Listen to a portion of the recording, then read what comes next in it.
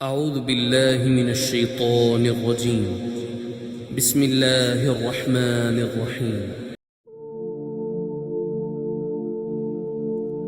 السلام علیکم ورحمۃ اللہ وبرکاتہ۔ کیا آپ جانتے ہیں کہ انسان کی تخلیق سے پہلے یہ زمین بالکل سنسان نہیں تھی؟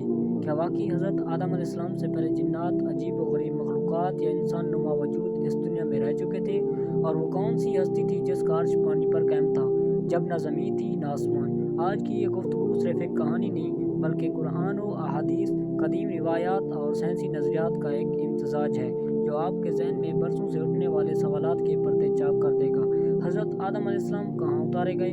جنت سے زمین پر اترتے وقت ان کے ساتھ کیا تھا؟ ان سے پہلے بسنے والوں کا انجام کیا ہوا؟ اور آخر وہ راز کیا ہے جو عرش، پانی اور قلم سے جڑا ہوا ہے؟ ویڈیو کو آخر تک ضرور دیکھیں کیونکہ آخری حصے میں وہ حقیقت سامنے آئے گی جو اکثر لوگ جانتے ہی نہیں۔ اگر آپ ہمارے چینل پر نیو ہیں تو چینل وائرل ٹیک اردو کو سبسکرائب کریں تاکہ اس طرح کی تمام تر ویڈیوز آپ تک بر وقت پہنچتی رہیں۔ ناظرین، آج کی اس گفتگو میں ہم ایک نہایت قدیم اور دلچسپ سوال پر روشنی ڈالنے جا رہے ہیں کہ حضرت آدم علیہ السلام کی آمد سے پہلے اس کرۂ ارض پر کون سی مخلوق موجود تھی؟ پھر جب حضرت آدم علیہ السلام کو اس جنت سے زمین پر اتارا گیا تو ان پہلے بسنے والوں کا کیا بنا اور ان کے ساتھ کیا معاملہ پیش آیا؟ اکثر لوگ یہ جاننا چاہتے ہیں کہ حضرت آدم علیہ السلام اور حضرت حوا سلام اللہ علیہ سے قبل دنیا کی حالت کیا تھی اور یہ زمین کن مراحل سے گزر کر وجود میں آئی۔ اسی سلسلے میں یہ سوال بھی کیا جاتا ہے کہ کیا حضرت آدم علیہ السلام سے پہلے کوئی نبی دنیا میں تشریف لائے یا نہیں؟ پھر یہ کہ حضرت آدم علیہ السلام کو جنت سے زمین کے کس مقام پر اتارا گیا، ان کی تخلیق مٹی سے کیوں کی گئی اور وہ مٹی کہاں سے لائی گئی؟ زمین پر اترنے کے بعد حضرت آدم علیہ السلام نے زندگی کیسے گزاری؟ جنت سے رخصتی کے وقت ان کے پاس کیا چیزیں تھیں اور آخرکار ان کی وفات کب اور کس انداز میں ہوئی؟ دوستو، سب سے پہلے یہ سمجھنا ضروری ہے کہ دینی مصادر اور مختلف مفسرین سائنس دانوں نے اس حوالے سے الگ الگ نظریات پیش کیے ہیں۔ کئی آرائے کے مطابق حضرت آدم علیہ السلام کو زمین پر بھیجنے سے پہلے ابلیس کو یہاں اتارا گیا تھا۔ واقعہ کچھ یوں بیان کیا جاتا ہے کہ حضرت آدم علیہ السلام کی تخلیق کے بعد انہیں جنت میں مقام دیا گیا اور فرشتوں کو حکم ہوا کہ وہ تعظیماً سجدہ کریں، مگر ابلیس نے تکبر کی وجہ سے انکار کر دیا۔ اسی نافرمانی کے سبب اسے جنت سے نکال دیا گیا اور زمین پر ڈال دیا گیا، جہاں وہ طویل عرصے تک غم و حسرت میں مبتلا رہا۔ بعد ازاں اس نے اللہ تعالیٰ سے قیامت تک مہلت مانگی تاکہ وہ اولاد آدم کو گمراہ کرنے کی کوشش کر سکے۔ ناظرین، یہ بات بھی بیان کی جاتی ہے کہ ابلیس جنات میں سے تھا اور آگ سے پیدا کیا گیا تھا۔ اسی بنیاد پر یہ خیال کیا جاتا ہے کہ حضرت آدم علیہ السلام سے پہلے زمین پر جنات آباد تھے۔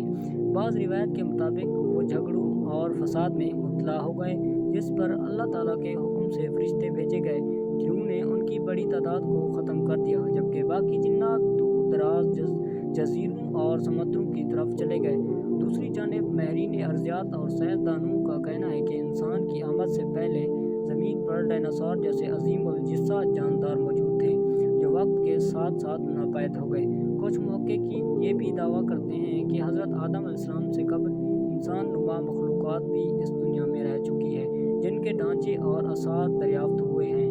اسی بنا پر بعض لوگ یہ رائے رکھتے ہیں کہ حضرت آدم علیہ السلام سے پہلے بھی ایسی مخلوق موجود تھی جو بعد میں ختم ہو گئی یا ختم کر دی گئی۔ قرآن مجید میں سورۃ الہود کی ایک آیت میں یہ مفہوم بیان ہوا ہے کہ اللہ تعالیٰ نے زمین اور آسمان کو 6 ادوار میں پیدا کیا اور اسی وقت اس کا عرش پانی پر قائم تھا۔ اس بیان سے یہ تاثر ملتا ہے کہ حضرت آدم علیہ السلام سے پہلے زمین کی سطح پر صرف پانی موجود تھا اور کسی جاندار مخلوق کا واضح ذکر نہیں ملتا۔ اسی حوالے سے لوگوں نے نبی کریم صلی اللہ علیہ وسلم آخر الزمان حضرت محمد مصطفیٰ سے سوال کیا کہ آسمانوں اور زمین کی تخلیق سے پہلے کیا تھا؟ تو آپ صلی اللہ علیہ وسلم نے فرمایا، اس وقت صرف اللہ تعالیٰ موجود تھا، نہ اس کے اوپر کچھ تھا اور نہ نیچے، پھر اس نے پانی پر اپنا عرش قائم فرمایا۔ حدیث میں یہ بھی آتا ہے کہ اللہ تعالیٰ نے سب سے پہلے قلم کو پیدا کیا اور اسے حکم دیا کہ قیامت تک ہونے والی ہر چیز لکھ دے، جو لوح محفوظ میں محفوظ کر دی گئی۔ حضرت عبداللہ بن عمرو بن عاص روایت کرتے ہیں کہ رسول اللہ صلی اللہ علیہ وسلم نے فرمایا کہ آسمانوں اور زمین کی تخلیق سے 500 سال پہلے تمام مخلوقات کی تقدیریں لکھ دی گئیں اور اس وقت بھی عرش پانی پر تھا۔ ان روایت سے واضح ہوتا ہے کہ سب سے پہلے پانی وجود میں آیا، پھر عرش قائم ہوا، پھر قلم اور لوح محفوظ کا مرحلہ آیا، اور اس کے بعد رفتہ رفتہ کائنات کی باقی تخلیق مکمل ہوتی چلی گئی۔ حضرت ابو ہریرہ سے مروی ہے کہ نبی کریم صلی اللہ علیہ وسلم نے زمین کی تخلیق کے مراحل بیان فرماتے ہوئے فرمایا کہ ہفتے کے دن مٹی پیدا کی گئی، اتوار کو پہاڑ، پیر کو درخت، منگل کو تکالیف، بدھ کو نور، جمعرات کو جانور، اور جمعہ کے دن عصر کے بعد حضرت آدم علیہ السلام کو پیدا فرمایا گیا۔ اس سے معلوم ہوتا ہے کہ حضرت آدم علیہ السلام تخلیق کے آخری مرحلے میں آئے، مگر وہ نسل انسانی کے پہلے فرد اور تمام انسانوں کے جد امجد ہیں۔ ناظرین، حضرت آدم علیہ السلام کی تخلیق مٹی سے کیوں کی گئی اور وہ مٹی کہاں سے لائے گی؟ روایات کے مطابق اللہ تعالیٰ نے حضرت اسرائیل علیہ السلام کو حکم دیا کہ زمین سے مختلف اقسام کی مٹی جمع کریں۔ اس مٹی میں مختلف رنگ، ذائقے اور کیفیتیں شامل تھیں، جن سے حضرت آدم علیہ السلام کا پیکر تیار کیا گیا۔ پھر اس پیکر میں روح پھونکی گئی۔ جب روح ناک تک پہنچی تو حضرت آدم علیہ السلام کو چھینک آئی اور آپ نے الحمدللہ کہا، جس پر اللہ تعالیٰ نے فرمایا اللہ تم پر رحم فرمائے۔ اللہ تعالیٰ نے حضرت آدم علیہ السلام کو کئی عظیم امتیازات عطا فرمائے، جن میں علم الاسماء، فرشتوں کا سجدہ اور نبوت شامل ہیں۔ حضرت حوا سلام اللہ علیہا کو حضرت آدم علیہ السلام کی بائیں پسلی سے پیدا کیا گیا تاکہ انہیں سکون، انس اور راحت حاصل ہو۔ قرآن مجید میں فرمایا گیا کہ اللہ تعالیٰ نے ایک جان سے اس کا جوڑا بنایا اور پھر ان دونوں سے بے شمار مرد و عورتیں دنیا میں پھیلا دی۔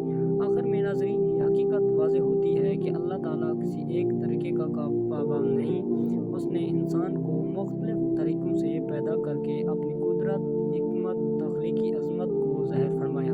ناظرین، آج ہم نے جانا کہ حضرت آدم علیہ السلام کی تخلیق سے پہلے زمین کی حالت کیا تھی، جنات، فرشتے اور مٹی کا کمال کیسے ہوا، اور حضرت آدم و حوا سلام اللہ علیہ کو زمین پر اتارنے کے پیچھے کیا حکمت چھپی تھی۔